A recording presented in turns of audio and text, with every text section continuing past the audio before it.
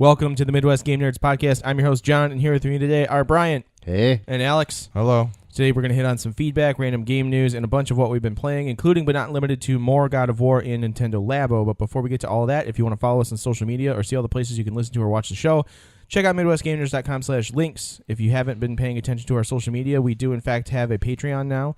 The Patreon is meant to benefit all of the shows on the Midwest Podcast Network, so if you're so inclined to do, how do I want to say that? If you are inclined to do so, you can subscribe to the Patreon for as little as $1 a month and help keep our network alive and well.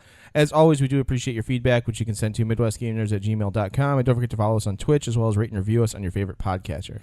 I'm going to touch on a couple things with Patreon real quick. Do it. Number one, Tim is now on it, and we are trying to keep the Midwest Film Nerds alive and the Midwest Film Nerds channel, talking about trailers for The Equalizer 2 and many other dad films. So if you'd like to join us in discussing dad movies, please. I would like to know more about The Equalizer. I don't know anything about that franchise. You should listen to our review of the first Equalizer. Okay. The remake. And the list of best dad movies ever. Yes. And then also come join us in talking about the sequel. But anyway, for $5 a month, you can join us in our Discord. We're having a good time in there. It's a great way to get direct feedback to us and talk to us within a moment's notice. And just have good conversations. I feel like the conversations we have had in the Discord have been really fun. And there's good Westworld talk. Yeah. There's good horror movie yearbook talk. There's good game nerd stuff going on. We have it announcing us and our friends on Twitch when in the Game Nerds channel whenever we log on there. So whenever Corey's gone live, it does pop up. Which happens a lot. Well, and what I thought was really cool was in the horror movie yearbook channel, Jason had asked where Tim had been watching specific movies because he had a very difficult time finding them. So it's great to be able to have that sort of back and forth almost instantaneously with these guys, you know, to be able to point them in the right direction. It's a cool way for us to get direct feedback from the people who care about us most. So if you want to join us there, please do. $5 to get into the Discord. We'd love $1. We're still not even at the point where we're breaking even with all the hosting costs. But we're close. We're getting there. We're about halfway there. We're Bon Jovi. But also, if you, I have the ability to show our Discord channel in our stream. Oh, that's cool. Oh, yeah, it's part of an overlay. If we get enough people to come and join us and we want to make like a private chat in the Discord as we're streaming, I think that would be cool. That would be pretty cool. So hop in there, tell us it's a good idea, and we'll make it happen. Right on. Alex. Yeah. What have you been playing? Not a whole lot. I did finally get to play some Nintendo Labo. Tell me about it. It's pretty cool. I think it would be more cool if I had a young child that would care to play it and like build the stuff with me. Yeah. Because I don't have the stamina to sit here and build several little cardboard things. They're extremely complicated things. Like this guy, not so much. This little race car guy. Show it off on the camera. No, yeah, you can hold it up there. I really enjoy assembling things, so you can adopt me as your small child. Okay. Well, if you... Whoa, that's going to pick up on all the microphones. Yeah, I know. Yeah, it's great for the podcast. Well, I just wanted to do it for a little bit just to show you, like, the cool thing is that you've got the controller is on the Switch screen here, right? Yeah. And you can just press on the different Joy-Cons to figure it out. But what you can do as well is adjust the frequency that it vibrates at in order to find the optimal vibration to make it move fastest. Okay. Which is awesome. So you've got these little sliders that you can just... Ooh, and it sounds cool. You can do it that way. You can also see the little infrared camera. Not now, R2. That's kind of crazy. Like put it up to your face real quick, and we'll show it to the camera. Oh, it's this way.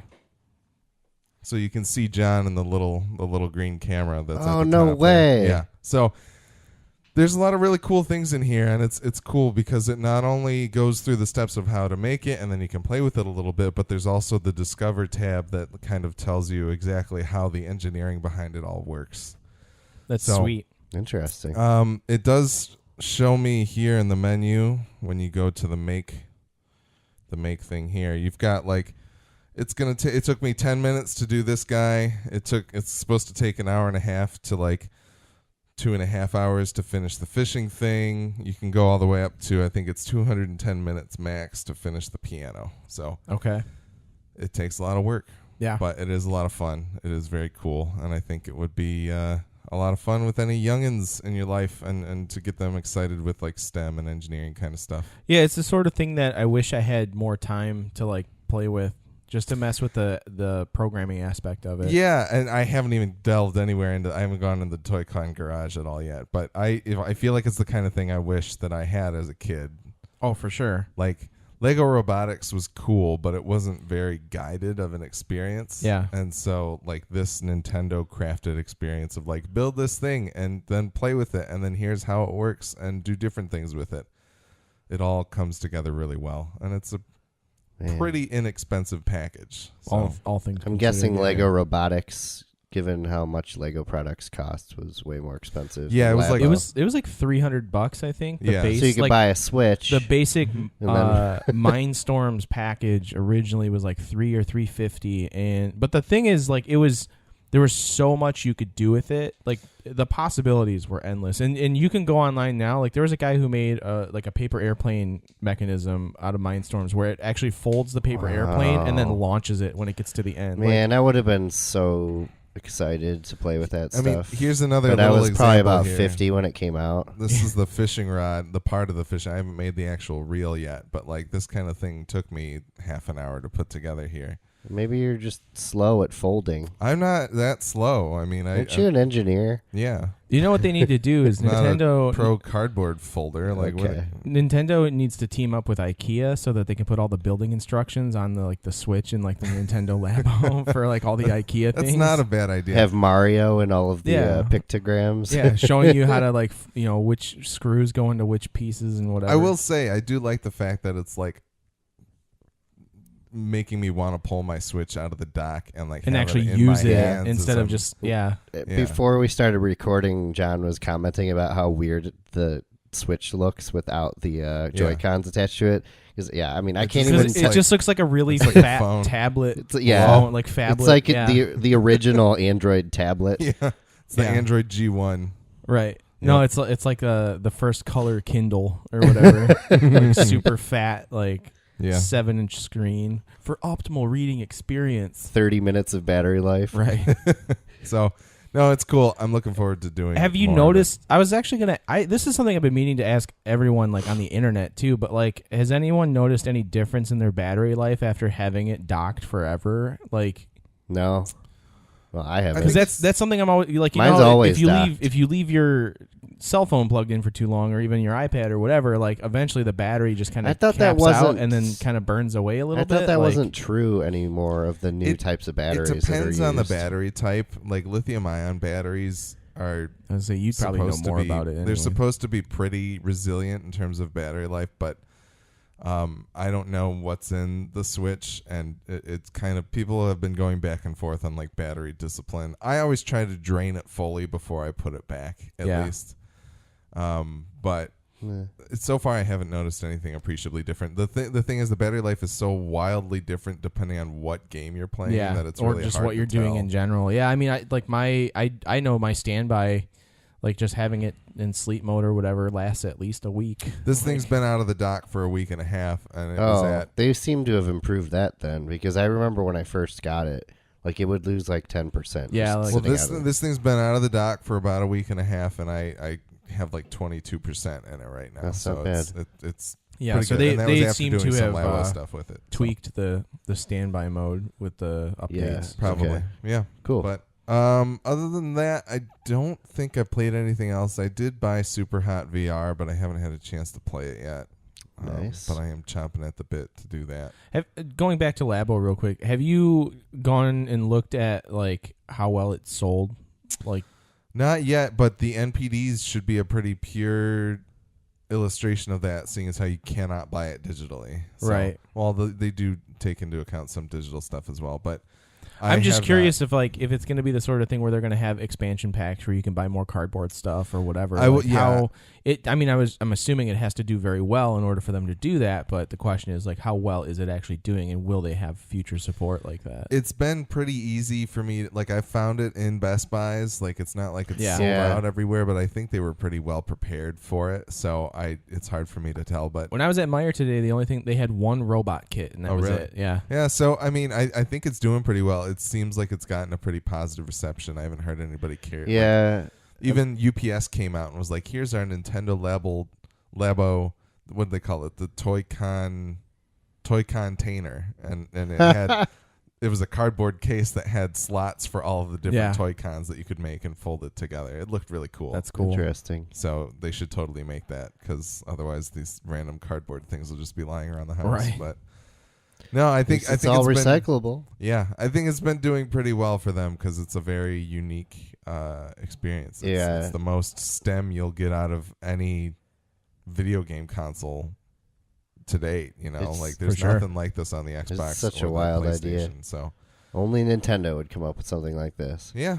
So I'm excited to play more of it, and hopefully, I'll once I actually get the actual games built, I'll have you guys mess around with it, John. I think you'll probably like the piano. It seems like that stuff. It's got an 8-track recorder in the piano program. Yeah, Oh, that's crazy. I don't remember who it was. Maybe it was on Kotaku or the Polygon, one of the Polygon videos that was posted. But they were like trying to make a whole band out of like Toy-Con garage instruments. And it just looked really cool. I know.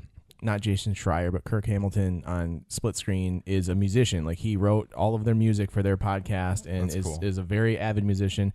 And he has said that he's super pumped to see what this thing can do musically, because essentially it just ends up being like some form of MIDI controller. And he's like, I want to use it to make music. So no, and it seemed really cool. I watched the Giant Bomb guys playing with it. And when you're in that like 8-track recorder thing, it seems like you can have one person conducting.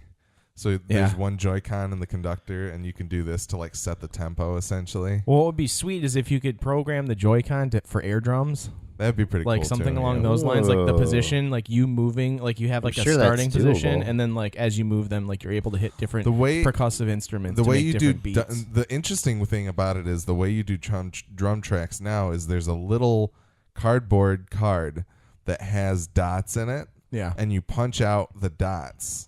And you can put them back in if you want to undo. But you punch out the dots and slide it into the piano, and then you hit a button, and it shines the IR camera at it, and it records that drum track as like your MIDI track, basically. As your beat, and then it'll play that. That's throughout. really cool. So you have it's separated into like probably like half note or eighth notes, I think. But it's eighth note or 16th note divisions. So it seemed pretty cool. But That's I'm sweet. excited to make that one and play with it. It's just the most daunting because it's time consuming. It's 4 hours long of a build apparently. So but cool. Other than that, that's all I've been doing. Brian, that's it. Have you played anything else other than like Destiny on PC? I played the Detroit Become Human demo today. What'd you think? I think it was I'm pretty sure it was the same thing I played, but what did you think about it? I'm actually interested in playing it now. Yeah.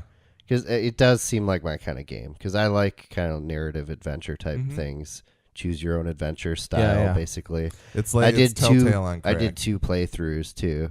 Just to see, like I went radically different. The second time I didn't investigate anything. I just ran to the end and started being an asshole and somehow managed to save the kid anyways. Interesting. But I lost my dude. So it does show you the flowchart afterwards. Do you know if there was a way to lose the child? I think so. I think you can fail. Yeah. Because it says mission successful.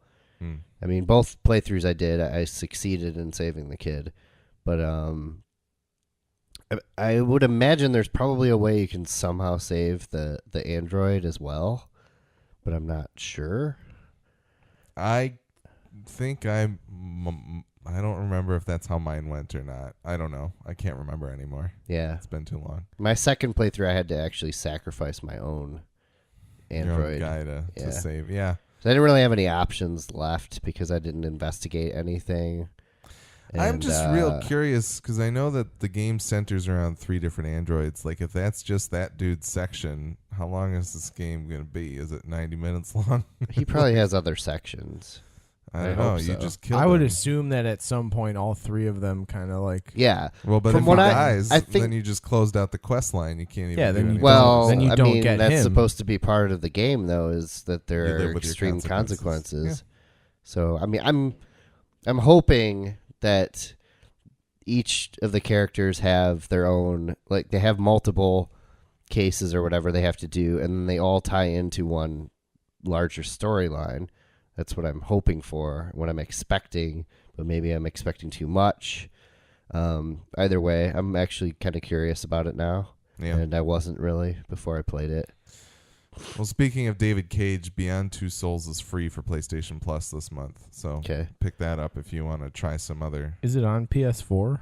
Yeah. Okay. Yeah, I thought that was a PS3 game. It was a PS3 game, but they ported it pretty early on with Heavy Rain. I think you can get Heavy Rain on PS4 as well. So those games probably still look pretty good on PS4. They're gorgeous. They were games, really nice looking on PS3. And thus far, I haven't played Beyond Two Souls. Until Dawn is the best David Cage game because he had nothing to do with it, but it uses his technology.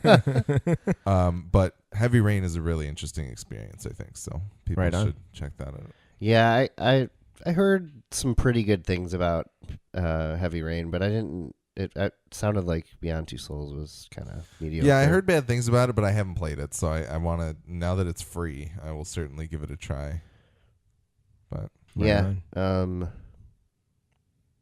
we got suckered into playing Destiny 2 on PC. It was really cheap. It finally dropped to a price where we were like, fine, this will shut Corey up. It was $8 with Gamers Club Unlocked. We couldn't say no, and it's currently $12 through Humble Bundle. So, the Humble $12 is too much. Yeah, $8 is almost too much. Well, Carrie tried to tell me that he got the better deal buying the Humble Bundle because he gets other games. Oh, so he has it now? Yeah, he has it now. Oh boy. Yeah, the Humble monthly bundle comes with like 5 other games. Or yeah, something I don't like care. That, I'm pretty pumped.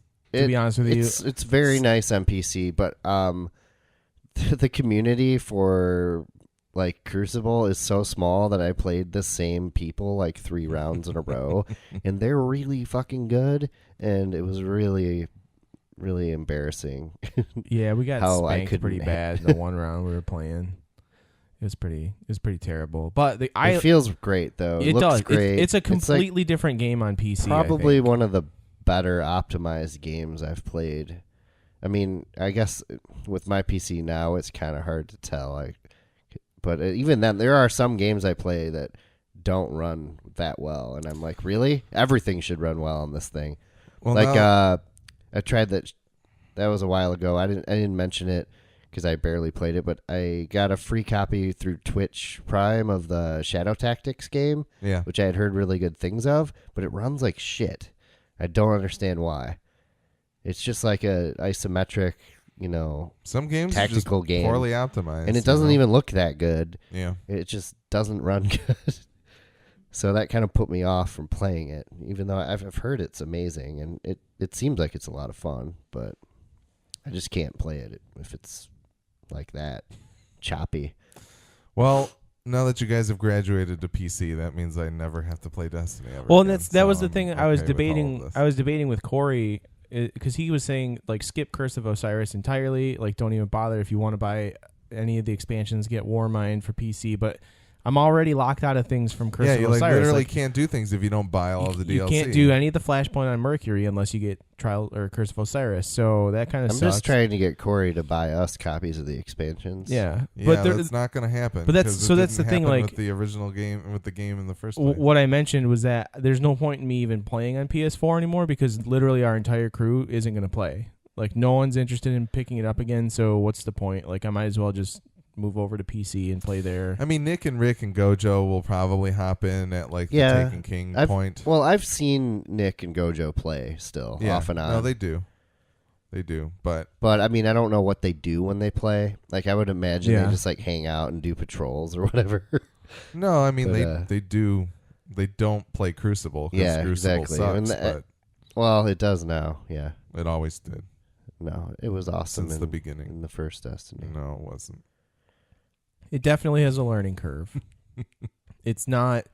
I'm sorry there's no hacker mode, okay? It doesn't need a hacker mode. What kind of sucks is I feel as though I'm playing it as if I'm playing Rainbow Six.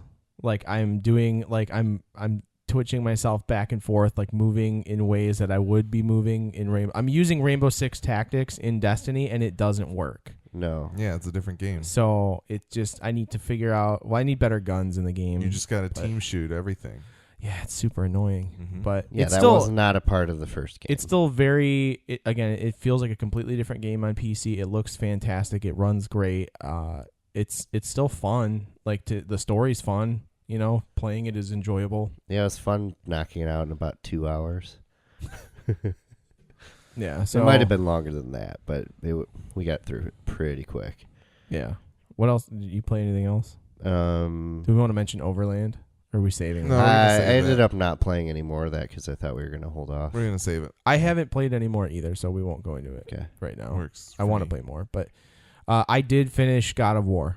Like, finish the story. I haven't 100% of the game. The game it opens up even more after you finish the story. I can tell. I'm not going to spoil any of the story. I think Please if you enjoy a good story with a game that has interesting mechanics and everything of that sort, good voice acting, good music, good graphics. I mean, it fits the bill of like. if you enjoy good games. Yeah, if you like a good game, this is the game for you, and it's worth every penny, in my opinion. So we're going to talk about this now? Yeah, Not just doing roll it? right All into it. Brian, do you have any more thoughts now that you've played? How far in are you? Do you know? I think I'm pretty far. Without spoiling, mention where you are located. I am back at the lake, and I opened up a new path to leave the lake. Is Okay. that enough info for you? Yeah. I have a new companion with me. The disembodied head. Yes. He's my favorite character. We're basically at the same spot, then, Okay. I think. Or I'm like just before where you I've are. done a lot of side shit. I'm starting I to go and did do a basically bunch of side everything I stuff. could without the resources to open up the other paths. Yeah. Yeah, Mimir's the Um, best character in the game. He's so funny. He's pretty cool. he's great. And I'm He's- still wondering why all of these Norse gods are Scottish, but It does. That's one of the things that doesn't make any sense to me. it's fine. It's funny. They're but not all Scottish. He's the only Scottish one. I thought Balder was. Baldur's Scottish, not. No, too. Baldur sounds like some weird like mixture of like Irish and like Nordic. Okay. And he also acts kind of like a crazed redneck. Yeah, he does. So Scottish. But what makes him My look like the apologies to Scotland. The views of me. do Sorry, not Alan. represent yeah, the Alan's, views of that. Alan's gonna flip I'm the just- shit on you, dude. I'm sorry, Alan. We just It was lost a It fan. was a cheap joke, No, not a but very good one. he'll probably agree with you to some extent. I feel like he would be into it, but Fair enough. yeah, the voice acting doesn't, like, the accents don't quite make sense in relation to the locale. Well, but Isn't that the and- case with most video games? I mean, Yeah, the fact that like anything, Kratos sounds like an angry black man, and he's like this Well, super pale skinned Greek well, dude. why do a bunch of people in the Star Wars universe sound like they're British I and don't other know. ones don't? Well, and yeah, that's the thing is that typically whenever anything is like and then you have Admiral Akbar. anything it is just sounds like a fish. It's a trap. It's the same reason acceptable. that like everybody in Game of Thrones is British for some reason, even though like most of them aren't. Like I don't know. It's ridiculous. By the way, the voice of Balder was born in Traverse City, Michigan. Oh, right on. Jeremy Davies is a cool guy. That explains so much. Yeah, I was having trouble. So I heard that Elfheim is the real slog of the game, and it certainly is. That's like Alfheim is the underworld, right? Elfheim is the first realm you visit Yeah, Oh, with the elves. yeah. with the elves, The and- light and dark yeah, elves? Yep. Yeah, like I really well, enjoyed those yeah. enemies. I thought it was a cool like change pace. The enemies Gladys were okay. says he can't hear us, and he just hears a weird sound like the mics are not plugged in correctly. Oh, that's that's really cool. bad. That's a bummer. When did he say that? Just now I noticed. All right.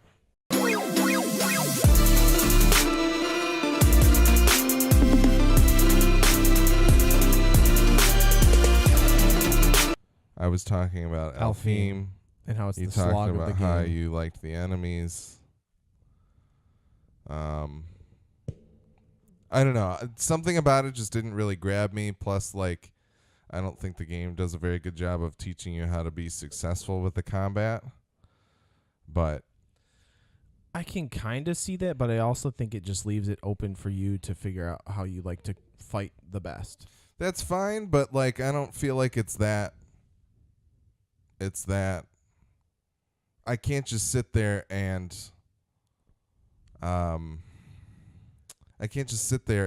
ranged attack everything to death. No, that's boring. You literally have can't to do like that. you have So to then I sit supposed can't. to. Then I can't leave it open. Then what you just said is literally incorrect. Like you can't. It can't be open to how I want to play it, and also simultaneously cut off the ways that I want to No, play but it. that's the thing is like just ranged attacking like the entire time is super boring. I get it, and I'm not saying that I You- want to do You that. can do that if you want. No, you sort can't. of because there's certain There are enemies certain that are- enemies that will not even take a little bit of damage if you do that. But what I'm They saying will is, if you incorporate the bow. Like if you hit them with an arrow, it kind of like throws them off, and then you can hit them with an axe. Usually, No, there's there's like the- enemies that literally will not. There's like the ice zombie dudes that the axe has zero effect on. Yeah. oh yeah, that's right. You gotta So, do unarmed. It's not so much that it leaves it open for you to figure it out. It's like all of the enemies have their own strategies for you to figure out. But then when they throw something new at you with along like 7 other enemies to throw at you all at once, it just doesn't, like, I'm just sitting there like mashing buttons, and eventually I win. But it doesn't feel great to me. I've found a groove where I'm like, okay, I'm going to axe this dude, and then I'll melee him, and then I can hit him with the bow, and then I can call the axe back and figure out which one of those actually did damage, and then I'll do more of the one that did damage. Have you been using all the runic attacks and stuff? Yeah. Yeah, I mean, That's I'm, all axe stuff, though. So it's No. like, I mean, I yeah. have a bunch of like area effect ones, and some of them do a bunch of frost damage. Some of them do Yeah, but they runic all damage. involve some the of them do axe regular. too. Like that's axe stuff, technically. yeah, I'm a fan of leading things with a bow attack and then like building off of that. Like I feel like that's the best way to start the fighting is like you use the bow to like stun the enemy or do what's that meter? Is it like their rage meter or whatever that you build up in the enemy and then you can do like the glory kill. Yeah. So it just feels weird to me that like they didn't kind of illustrate to you that you need to. They didn't give you the pieces to figure out the puzzle of combat. right. I wish there was more of it there. Maybe if I played it all in one sit down, like if I just got through the first 5 hours of this game the first time that I sat down with it, maybe it would have been more cohesive to me, but it just felt like I was a little bit lost in the wind of like, okay, I don't really know why this dude keeps killing me, but I guess I'll try to keep fighting. I really him. liked the story, and that's what kept me going. And like the fighting, I made interesting because I liked figuring out the ways I could combo attacks and things like throwing the axe, having it like stick into a wall, and then like beating the crap out of a dude, and then pulling the axe back so it rips through him when it comes back to me, and things like that. Like that I all find starts really fun. to feel really good Yeah, when you figure it out. It just takes a minute to get there, but that's the fun of the combat was figuring out how to best utilize that the throw and pull aspect of the axe in along with the other combos you're capable of doing. It started to click for me when I unlocked the ability that allowed me to throw the axe and then catch it when it flashes to do additional frost damage on the second throw. And also, like, I don't know if it looks as though I haven't quite figured it out because I haven't gone back to actually play the game much, but it looks like a lot of the extra abilities that you can get with the axe really don't unlock until your stats are higher. Yeah, there's like everything has bonus abilities where if your cooldown or your runic is at a certain height, then it'll do bonus frost damage or like a certain. So, and none of my thing. stats are quite high enough yet for those to be unlocked because you have to have like at least 200 points in most of them, I think, or 100 points, 100 to 200, somewhere in that range. But yeah, I mean, in general, like I just love. I think the story is fantastic, and that's what pushed me through. Like that's what like I don't. It's hard for me, like, and I'm usually the type of person who like gives up on games. So for me to actually like finish the story, like that says something about the story for one. But I do enjoy the fighting. I just think it just takes a second to like really find your groove. But I think that's any game. Like I felt the same way about. Any of the Dark Souls games are very similar in that you have to find your method of like approaching certain enemies and things because you have like that, what do they call it? Like follow through. I just don't think it's your method because uninterruptible movements are what it is. Like where when you make an action, like there's no way to get out of that action. You have to let it complete its animation before you can move on to the same thing. Whereas like God of War doesn't necessarily have that, but I found myself playing God of War as if I were playing a Souls game which made the fighting interesting to me. And I think that certainly works. It's a strength that the game has, but it doesn't feel like you can attack it however you want it. It feels like every enemy has a pretty particular formula that works best on them. Yeah, I mean, there's a couple enemies. Like, I mean, Gladish will tell you right now, like that. There's the shield dudes, that the ice shield guys, are a total piece of shit. Like, I hate them. Like, they were such a pain in the ass to fight because there was like you had to somehow stun them and knock them back to get their shield out of the way to make any attack on them, but nothing did any damage to them up until then. Like, so I mean, there are enemies that are a pain in the ass, but I like the troll fights. I think the troll fights are super fun. I like the elemental guys, like the elemental rock guys. Yeah, those are cool. fun. Pretty sweet. Yeah, I like the mechanic that's involved with those. The one complaint I would have with them is I feel like they're way too easy. Make the game harder. It has a difficulty put it up setting. on hard mode. I mean, well, I have problems with other enemy types. I'm just saying the ancients themselves are kind of pushovers. I like it. Yeah. I like feeling like the god that Kratos is. He should be able to obliterate everything. I've definitely found enemies that I get, like, they just hand my ass to I'm me. super bummed neither of you have finished the story because I really want to talk about the story. I really enjoy the side quest stuff, and I want all the cool upgrades and but like the story different runic attacks. is so good. I'm trying. That's the thing. Fine. Is that like it's just I wasn't that involved. I didn't want to smash through the story if I wasn't getting into the game because then I wasn't gonna like it no matter what. So now that I'm spending time figuring out exactly what I like, I think I'm going to enjoy it more. If you want to sit down and we can do a spoiler cast in like a week or two and do it separate from this. Yeah, if you guys ever actually finish the fucking game. I will finish the game. Brian probably won't. He'll go on and play Frostpunk or more Destiny or something. But, we can sit down and talk about the story. I've started to push toward finishing the story because the side quest stuff I have unlocked right now seems like it's too far hard. above my level. So I'm just going to go back and do that later. I mean, we don't necessarily have to have a spoiler cast about it. Maybe we can just do it in the Discord or something like that with anybody else who's played. But I just want to know what you guys thought about the story because it goes in a really sweet direction. And, like, there's a big reveal at the end that you're just like, oh, shit. I'm waiting for There's a couple reveals. That. And I actually figured, like, I didn't finish the game. Like, I thought I finished the story. But then there's one last step you have to take that basically is like, oh shit, that's the end of the game. Yeah. Like, and if you don't take that extra step, you kind of just go off on your own and like keep doing all the shit that's going on in the game. Yeah. Like you can keep doing all the little side quests and things. But there's one event that if you do it, it actually gives the game the proper ending. Like, but can you still do stuff after that? Yeah. Okay. It keeps it open. It's just I didn't realize it until one of the guys on Split Screen said, "Hey, if you haven't done this particular thing, do it now because that will show you the real ending of the game." That's the thing about the story is that right now I still feel like they're talking around a lot of stuff, like the fact that Atreus doesn't know that Kratos is a god, and like we know nothing about the mother except for the fact that she was also like a warrior that like. But really cared about starting everyone. To collect these little bits and pieces of things, but none of it is coming together yet. So it's getting frustrating to me right now. But I'm hoping that I'm driving to a point where I start to like actually know things that are going. I mean, on. you will reach a point where you hate Atreus. Like you'll just be like, oh, what a piece of shit. Like there is a point in the story where you're just like, fuck this kid. And like that, like it actually made me angry playing because I was like, I don't want him around me anymore. Like I was like done with having him as the companion because. But you're stuck with him because there's the one camera, you know. Did Kratos feel the same way that you did, or no? Because Kratos' whole thing is that Kratos doesn't really feel. There's the Split Screen guys did a great episode with Corey Barlog and had him on for a full like hour and a half and talked with him about the game, and it was one of the best episodes of that podcast I've ever listened to.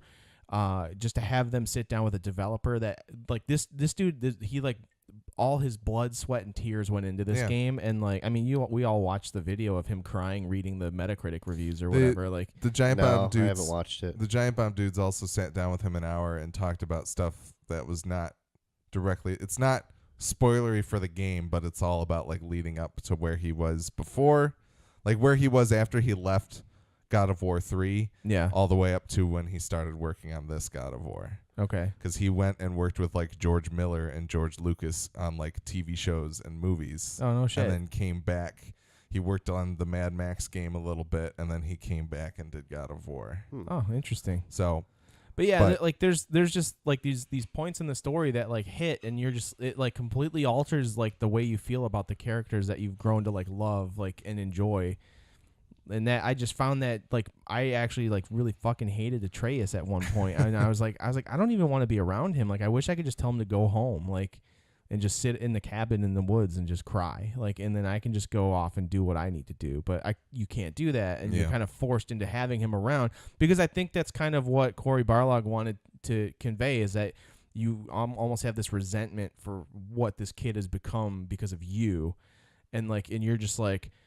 As Kratos, you're just kind of like, I have to deal with this. This is my fault. I need to this is the consequence of my actions. Like it's all about like the whole game is all about the consequence of Atreus or of Kratos' actions. That's what all of the God of War games are about. So are these about the consequences of his actions from previous games, or is this stuff that we're learning about? It's ultimately like from previous games, because I mean, if you've played the first God of War, spoiler alert, but he kills the God of War and becomes the God of War. Like that's like, so he killed a god to become a god, and he killed his father, who is Zeus, to become a god. And so like that's like that plays a lot into it, because ultimately what it's becoming is like, at what point is like Atreus going to try and kill Kratos, if at all? Like, is that something you're going to have to fight with? Like, because if you know the God of War past, you're going to think about that too.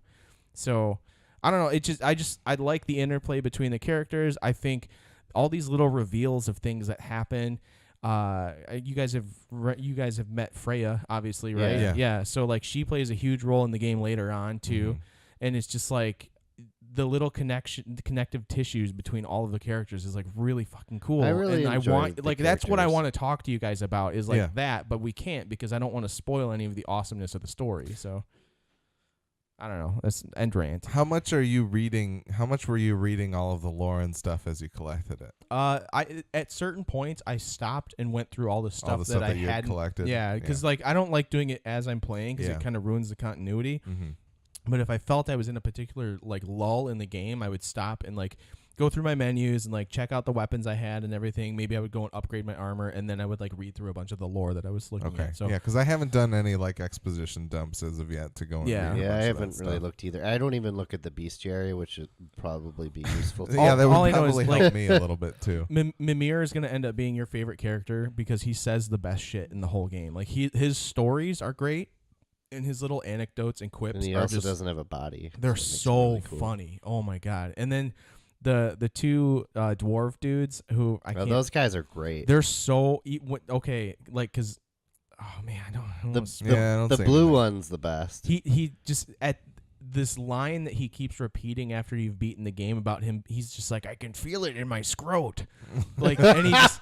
It's just like these things that he says. I'm just like, oh my god! Like this is so good. Like it's just it's so dumb, but it's so funny. The blue one bothers me because he feels like the embodiment of the past 3 God of War games in terms of tone and humor. Like it's all in the. It feels like that dude is 100% David Jaffe and just everything all the else. Random F-bombs. And stuff. And I just love that the other guy, his brother or whatever, is like, he's just this goofy little skinny germaphobe who gags at everything you bring to him, and like at one point you throw him Mimir's head and you're like, here, hold this, and he's like, like, and you're just like, it's so funny, and it's so dumb. That's but it's so good. Funny. Like, I don't. It's a great game. I love it, and I want you guys to finish it so we can talk about the story. I mean, I've kind of had a different experience from Alex. Like I keep playing the game and enjoying it more because I like the gameplay.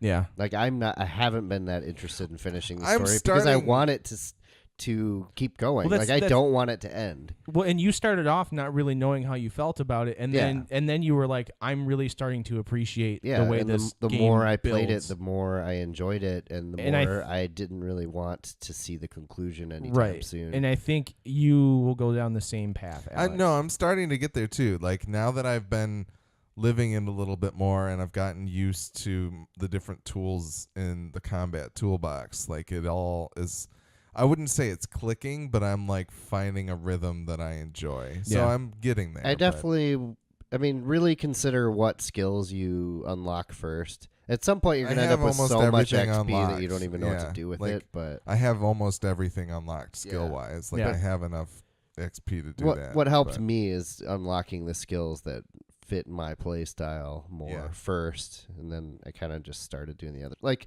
the last thing I have to really work on tree-wise is the rage tree or whatever it's called, because I just don't care. I like that stuff a lot. You don't get to use that mode that often. I always forgot Spartan Rage. Spartan Rage. Yeah, I always forgot that it existed. Often. Like it always I was so into just using the moves as it was. Like I would forget that I could. Oh, I have Spartan Rage now. I can use it, and I would just I unlocked everything with the boy first, like as soon as I could, just to get him up to like stuff. Partially useful, and it's worked out now, but. I wasn't finding him particularly useful earlier on in the game, but I really enjoy all the environmental little puzzles and stuff for unlocking the chests. They get pretty clever with those at times. I don't know. It's fun. There was one other thing that I wanted. Oh, I really love how useful the boy is when finding out whether or not you can do things. Yeah, when he's like, I think we should go over here. Or when you go to throw your axe at the bramble, like the glowy brambles that you can't do anything about, he's like, I don't think we have the thing to deal with that yet. And that is just like, I'm like, okay, I'm going to walk away and not sit here. Because it's so genius. It's such a genius idea to have him understand and know those things. Because, yes, why does he understand that? But, like, I don't care. He's educated. I'm just in a way that Kratos isn't. Very true. Like I'm so appreciative that he allows me to move on from things that I literally cannot deal with yet. Yeah. But don't know that I can't deal with them, whether or not I can deal with them. So that leads to something in the interview that Corey Barlog did for Kotaku. He speaks about how you have the lake of the Lake of the Nine. Yep. Right. Yeah. You can only access like 6 of the points on it, yep. and 3 of them are perma-locked on purpose, and it says you will never be able to do this. And it tells you that, and he's like, you have to be on the nose with this. Like, you have to tell people these things, or else they're literally going to spend the entire time not playing the game and figuring out how they could do that. Yep. So it's like hearing him, he talked about it a little bit on the Giant Bomb thing too, of like they were play testing the amount of like what they could throw in there dialogue-wise with Atreus in order to let people know, hey, you can go out and explore things. And there were some people that were like, well, I didn't feel like I could do that because he didn't say it the right way. And then there were other people that were like, well, I went off and explored and I'm never going to go back to the story because I never got like pointed in that direction. So seeing how they used him, that's been the most intriguing and interesting part of the game to me, is the game design around how Atreus informs what you go and do. Like there was a dialogue point where I just got to the point in the lake where the water level dropped and it opened up more of the shores essentially. And when he's basically just like, well, you know, we got this main thing that we can do, or we can go explore a little bit. I'm okay with either. That's when I'm kind of like, okay, well, maybe I'll just go and do some side quests and things and see what I can actually figure out. And then you realize everybody's too tough. Yeah, exactly. But it's really it's kind of it's genius game design and something that I never really even thought about somebody being able, like, that's the kind of stuff that really can break me in a game, is like, I want to know, having an indicator for like, you can deal with this right now and you have all of the tools you need to figure out these things, or you do not have what you need to do this, is invaluable, because you will never be able to do this. Yeah, like knowing all of that, because I might just sit there and try and puzzle something out that I literally in 2 steps I will figure out. If you want to figure stuff out like that, play with something like Prey, where there's always like 4 other ways to do something. Yeah. Well, yeah, and I mean it kind of gives the game that like Metroidvania feel of like, you now have like, you keep getting these different abilities, and like that was one of the things I like I'm sure you've run into like the sealed doors, like the secret door, like the secret rooms. So or like whatever. once you actually got the thing, like the thing that opens those doors is used like is part of the story. Like it's a very important part of the story. I figured as much. But you end up using it to open those doors, and when you open those doors, you have to fight Valkyries. Like there's a Valkyrie in stasis, like just sitting there with like its wings wrapped around it, and it's like when they open their wings and you fight them, it's like the most badass shit I've ever seen in a game. I also heard they're a huge pain in the ass. They are huge. They're so fucking hard. They can kill you in like 3 hits. They're like Odin's most trusted army.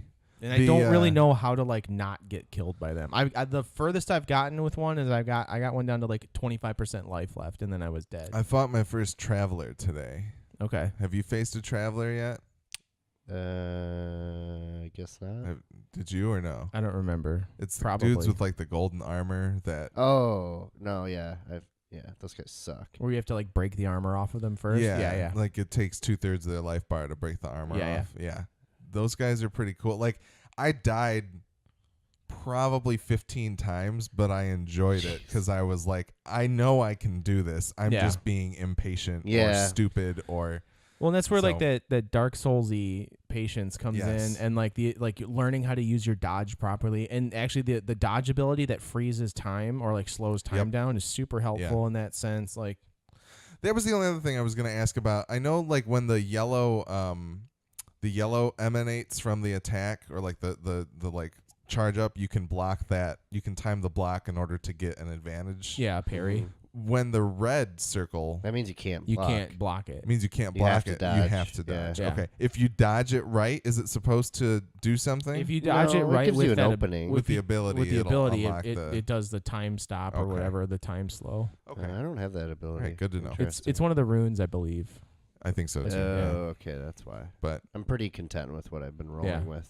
No, I'm excited to play more of it. It is finally sinking its teeth into me, and there's been a little bit of like ADD with Labo, and I want to play Super Hot, but at this point, I'm like, I'm gonna play through God of War. I mean, you did play Super Hot already, right? Just not VR. But no, Super Hot VR is a completely different game. I just hope, as someone who appreciates story, you will finish it because I think the story is really good. Yeah, no, I like where they went with it, and I like the big twist at the end. Kind of was like, oh shit. Like, I'm no longer playing it because I feel obligated because it's a good game and I have a podcast about video games. I now want to play it. Yeah, you're playing it for your own enjoyment. Really. Yes. So I'm happy with all that. I was just trying to breeze through it as fast as I could for the sake of the podcast, but I just really enjoyed the story, which helped me want to move it along even faster. So, anyways, I think that's it for God of War for now. Yeah. Gladys sent us some feedback. He says, "Hey guys, first of all, good job. I really like to listen to the podcast, not only because I know you guys, but because you're very entertaining and make me laugh whenever I tune in. I think the first episode I heard/watched was the D2 special with Corey, and I haven't missed one since then. I really enjoy watching the live stream and to be a total asshole in the chat trying to distract you with delay and chant vocals. You're welcome. I will not repeat all the things I mentioned in the Discord already. The one thing I will add is that even though I liked what you had to say about God of War, watching John play it was even better and made me actually think about buying the game. So maybe streaming some of the games you talk about might be something to consider. I would enjoy that." He says, I played the Detroit demo, and I'm hyped. Definitely going to buy that. It looks awesome and has no open world, so a game I might actually finish. He's not the biggest fan of open world games. I hear you, Gladys.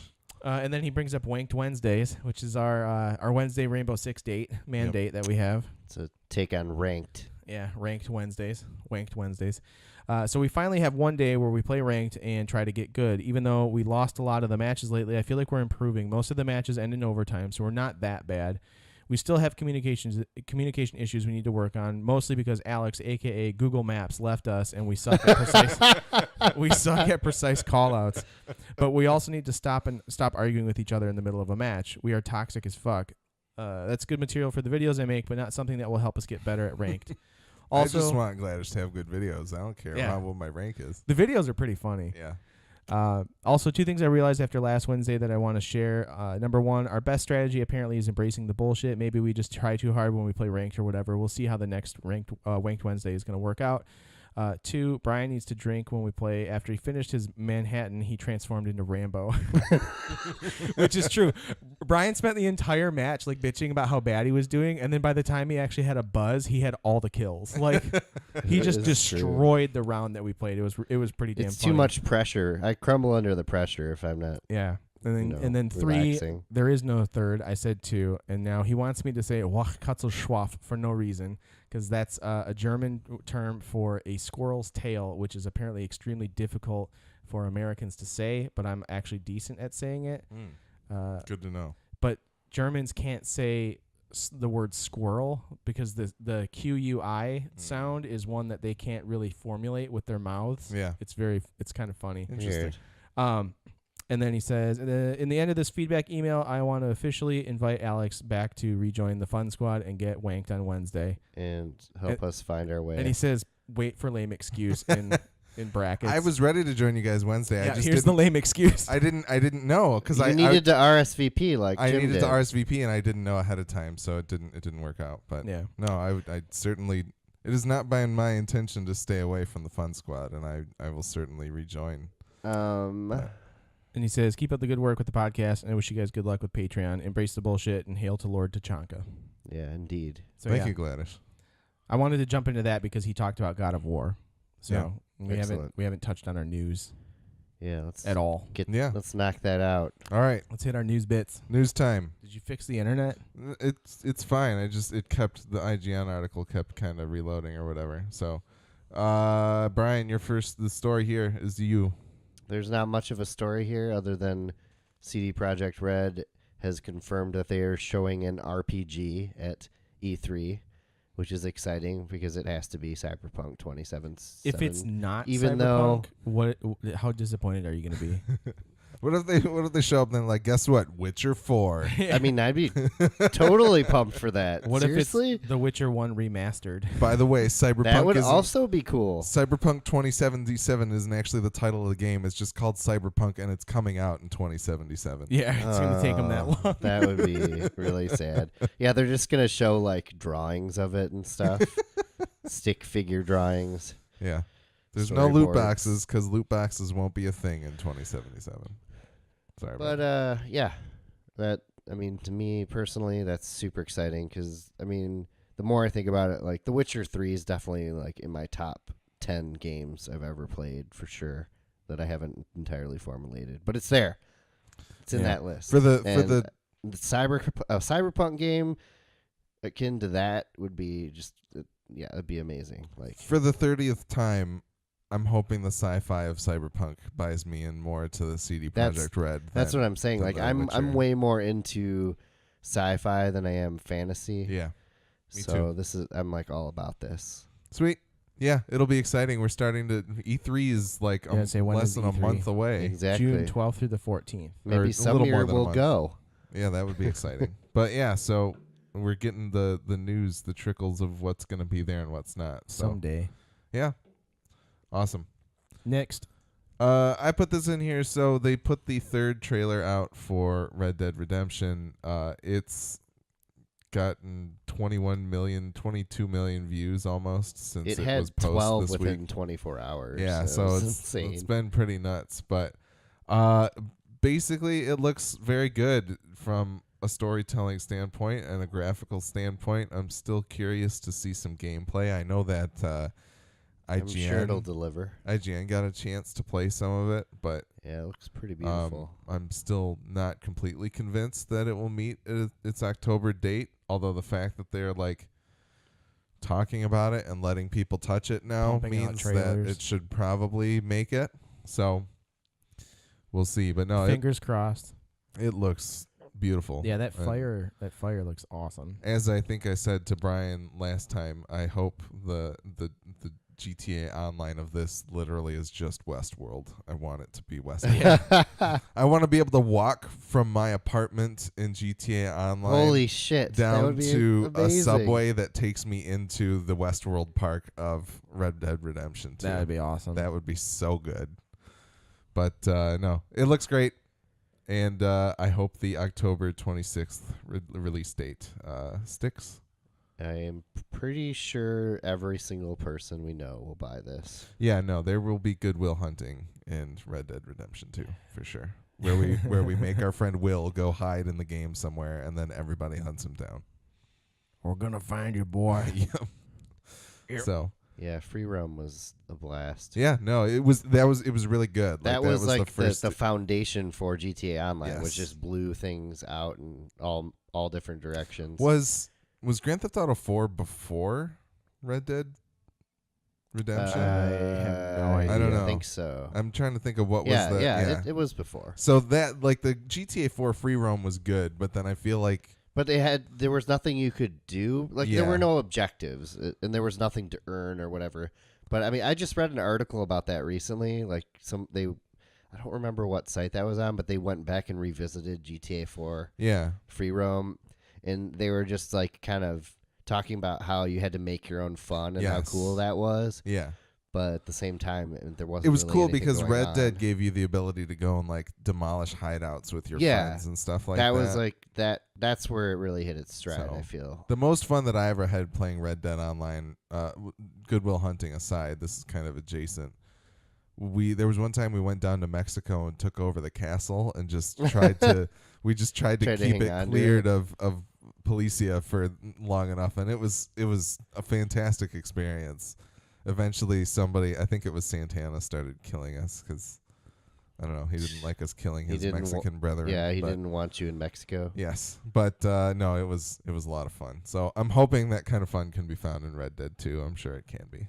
But John, Yo. you had a few things up here. Yeah, so Nintendo is being sued by a peripheral maker alleging Switch design infringes on its patents. It's called the Game Vice, Yeah. and it's a pair of controllers that snap onto smartphones and tablets, similar to. That How looks the- awkward. Well, the Switches kind of click into place; they slide in and click, whereas this kind of snaps onto both ends of your smart device.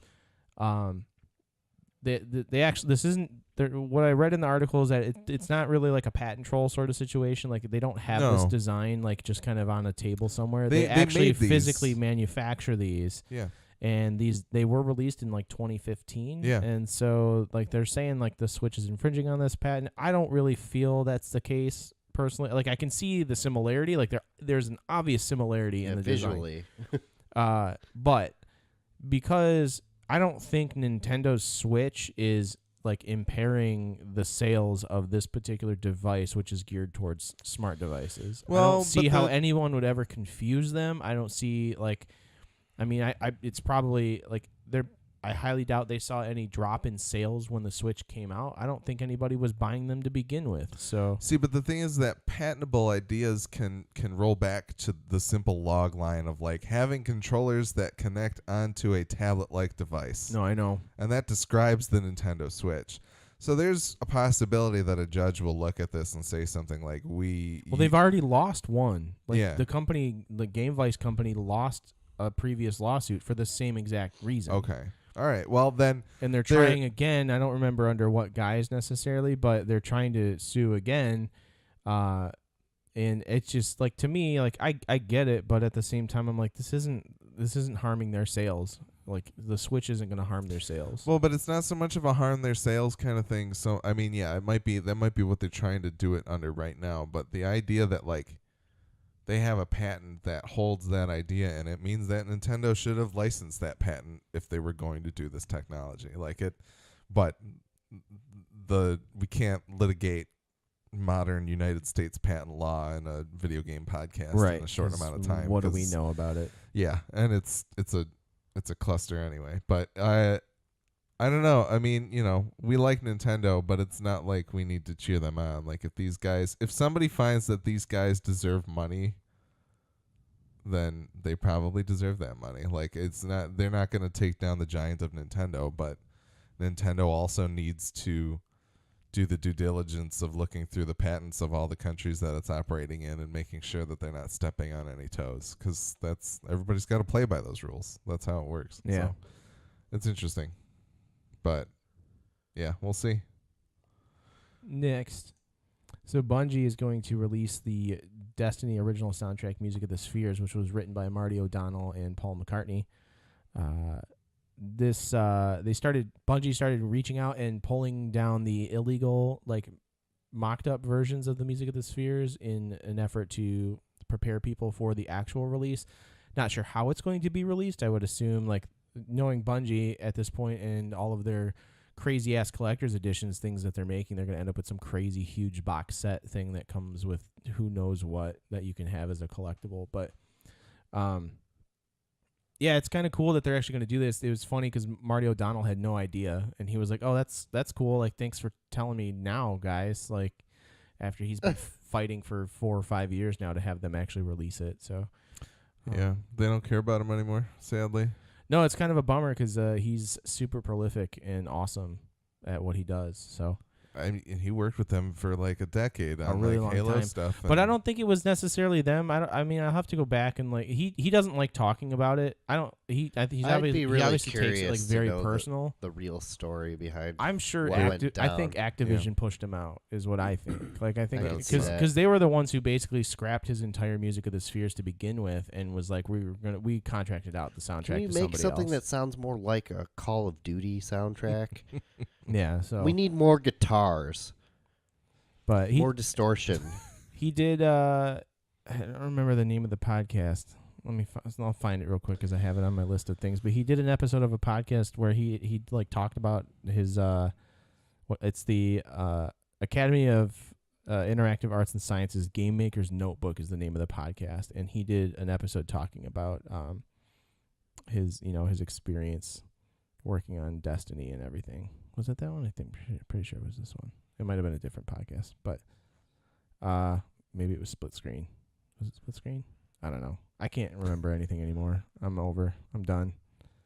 I'm cashed out. Anyways, moving on. Yeah, no, No, it was IGN. That's what it was. It was IGN Unfiltered. This is cool. I mean, it kind of I love the music from Destiny 1. I think we can all agree that the music is awesome. Yes, and the themes that he wrote are very good, and to hear more of like that original work is going to be sweet. It just Yeah, I could kind of definitely- sucks that they're like just now 4 months later, like, okay, everybody take it all down. We're going to try and sell it. Like, I think most people have found like the first thing that most artists do now, like Taylor Swift, Justin Bieber, whoever, they upload all of their album to YouTube so people can sit there and listen to it and monetize it. So why would you bother? Like, Well, I can tell you, I would buy a really sweet vinyl edition of this. Yeah, me too. Exactly. Absolutely. and you would do that regardless of whether or not it's up on YouTube. True. So it's Good like point.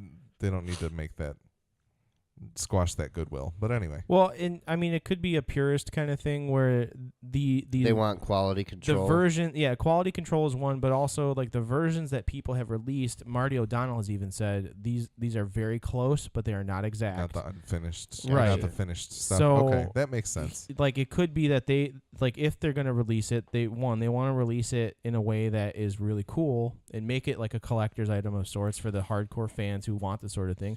They You want to can get release it it in the in- best quality possible. You can get tracks in bright engrams in Destiny 2. It actually comes in a bright engram, and you may actually end up with Music of the Spheres, or you might just end up with a shader. You Yeah. never know. It could be it's anything. one track at a time, though, and sometimes you get multiples of the same track. Yeah. And you may never get all of You may them. only get the one track repeatedly. Yes. There's only one track per season. Yeah. And if you don't get it that season, you never get it. It's gone forever. There will be DLC for the release of this album. All right. I hope it comes in a fucking Traveler. That would be That'd sweet. be pretty good. It's a vinyl between two halves of the Traveler, and you just like, It's and, a like open huge it. traveler. That'd be awesome. You had one other thing. I didn't pull it up here, but the Oh yeah, they added Switch Pro controller support to Steam. If you are using the Steam, what do you call it? The beta test. Yeah, the If beta. you opt in for the beta. beta If you client. opt in for the beta client for Steam, you can now, as of this publication and previously this week, like you can use your Switch Pro controller on Steam. It has full support. That's amazing because a couple of reasons. One, the Switch Pro controller is super comfortable. Yep. It's a very nice controller. It is super well built. Two, it has the longest battery life of any controller I've ever seen in my entire life. Yeah. Yeah. It has like That is true. 40 plus hours of battery life between charges. That's incredible. And three, I already have one, so I don't have to go buy another Well, one. there's a fourth reason. What's the is fourth it reason? also supports the gyroscope or whatever in it. Yes. Which is pretty wild. Does it do that for the PlayStation controller? Do you know? I'm not sure. I don't know. Yeah. I don't remember. But the Switch one's probably more advanced, I feel. Maybe. I don't know.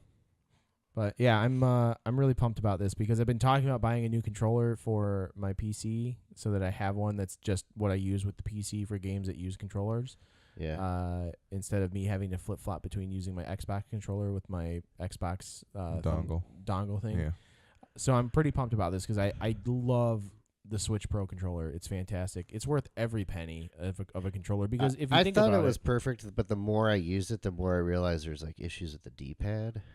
The D-pad's the worst I think they part fixed about it. at this point. There was like a bug with it. Yeah. Well, it's not. But I got a Pro controller pretty much immediately. It's so a physical like issue that they have supposedly since corrected. Yeah, but that's the thing is like the D-pad in most games nowadays is used as like an auxiliary sort of function, whereas your movement is typically tied to the joysticks. Yeah. So you're using the D-pad like you press up to like use Eagle Vision or whatever. Shit well, but like that, I use the D-pad and things like Spelunky. That's what I was thinking. Yeah. Like finer any controls. old school 2D. feeling kind of platformers, I feel like the D-pad's just quicker than using the analog stick. Yeah, it's well, more precise. I have to use a D-pad for Tetris. Yeah. Like Puyo Puyo Tetris. Yeah. I had to use the D-pad. So.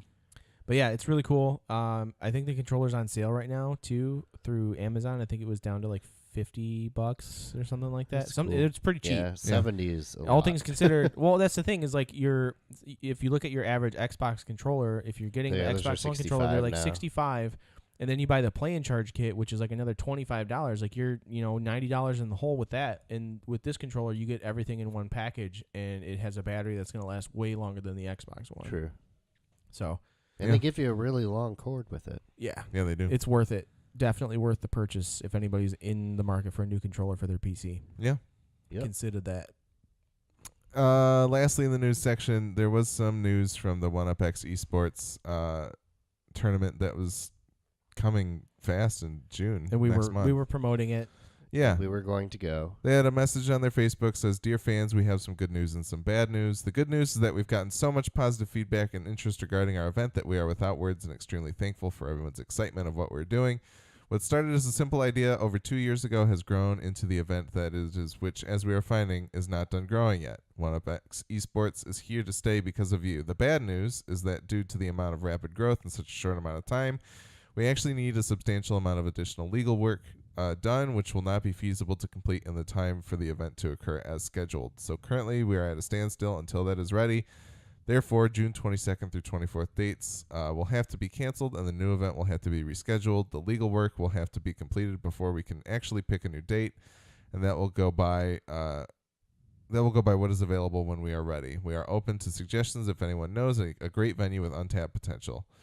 Everyone has either already been refunded or has been issued a refund that they will see in the next couple of days. We will not take any money until a new date is secured and tickets/registration are officially back online.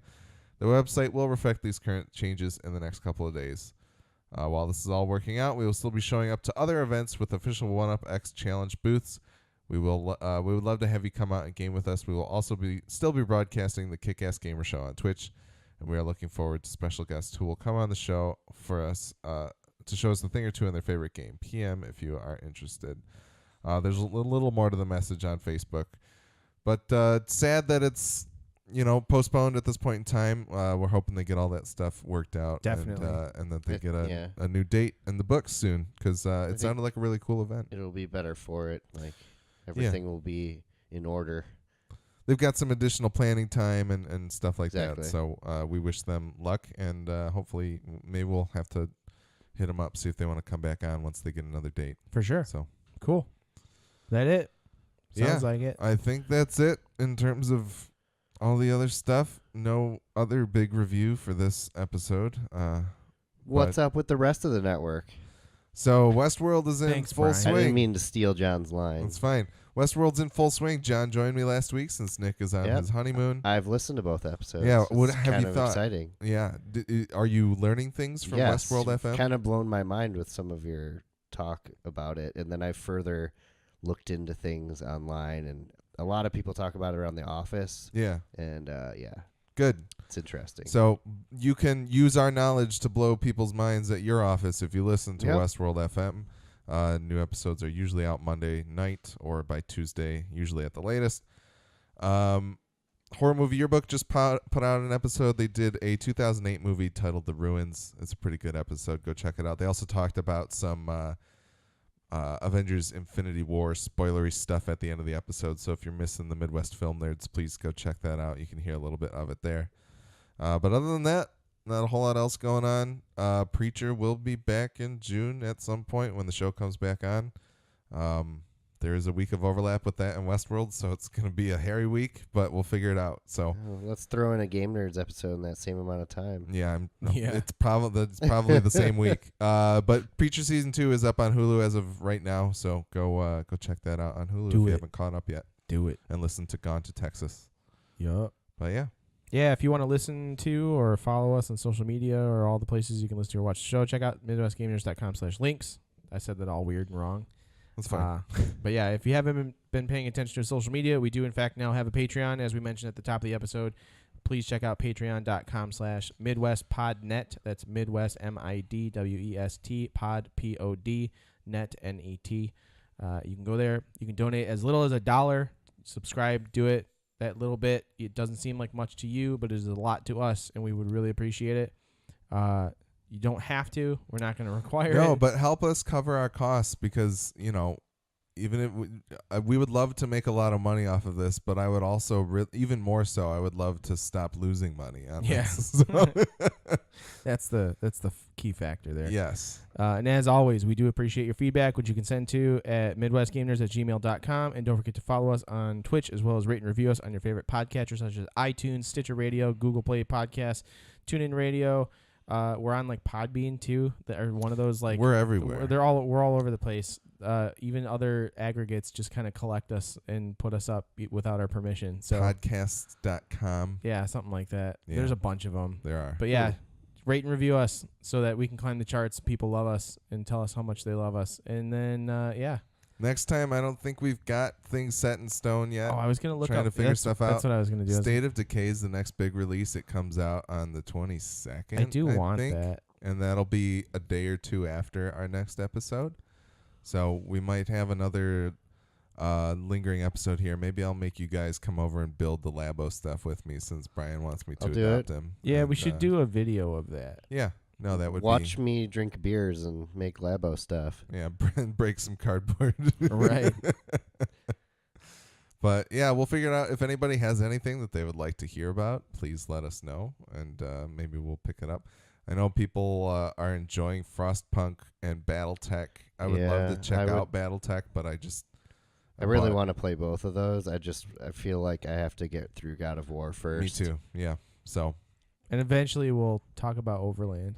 Yeah, that will happen. I want to play some more. Still kind of waiting to hear back to see. We're trying to get a special guest of some kind. So no real rush. I mean, the longer we wait, the more, like, the closer to completion it'll be. Yeah. So that's true too. Indeed. So cool. Yeah, keep checking back, and we'll check you guys out next time. Peace.